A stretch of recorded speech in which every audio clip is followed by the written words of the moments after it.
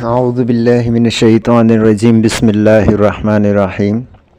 وظائف و حکایات YouTube channel دیکھنے والے تمام بہن بھائیوں اور دوستوں کی خدمت میں السلام علیکم۔ کیسے ہیں دوستو؟ امید کرتے ہیں کہ آپ سب ایمان صحت کی بہترین حالت میں ہوں گے۔ اللہ پاک ہم پر، آپ پر اور تمام عالم اسلام کے مسلمانوں پر اپنی رحمتوں، نعمتوں اور برکتوں کا نزول جاری و ساری رکھیں، آمین۔ دوستو، آج ایک بار پھر ایک نئے وظیفے کے ساتھ آپ کی خدمت میں حاضر ہوئے ہیں۔ ہمارا آج کا وظیفہ دوستو تجارت کے متعلق ہے، مال تجارت۔ آپ نے کوئی بھی مال تجارت رکھا ہوا ہے، اس کے لیے کہ وہ جلد سے جلد فروخت ہو جائے، اس کے لیے ایک مجرب وظیفہ ہے۔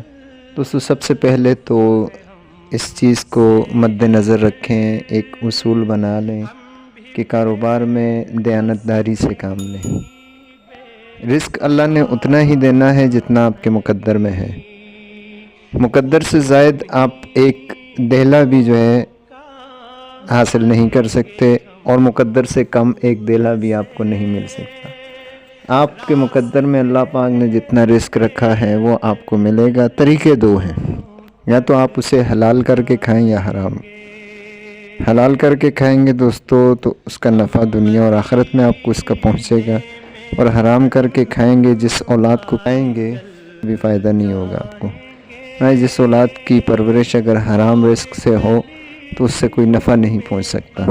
تو دوستو اس چیز کو مد نظر رکھیں۔ پھر اس کے بعد قرآن پاک کی ایک آیت ہے، وہ مال تجارت پر دم کریں، انشاءاللہ فی الفور مال آپ کا جو وہ فروخت ہو جائے گا، اور انشاءاللہ آپ کو تجارت میں ترقی ہوگی۔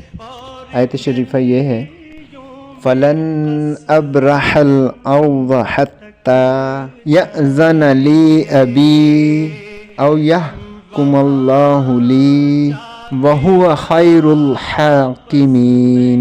اس آیت شریفہ کو 3 بار مال تجارت پر پڑھ کر دم کر دیں، انشاءاللہ عزیز اس کا فائدہ یہ ہوگا کہ مال تجارت فی الفور فروخت ہو جائے گا، اور اس میں آپ کو انشاءاللہ نفع بھی ہوگا۔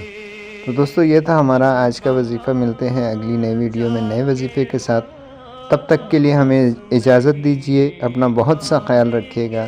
اللہ حافظ۔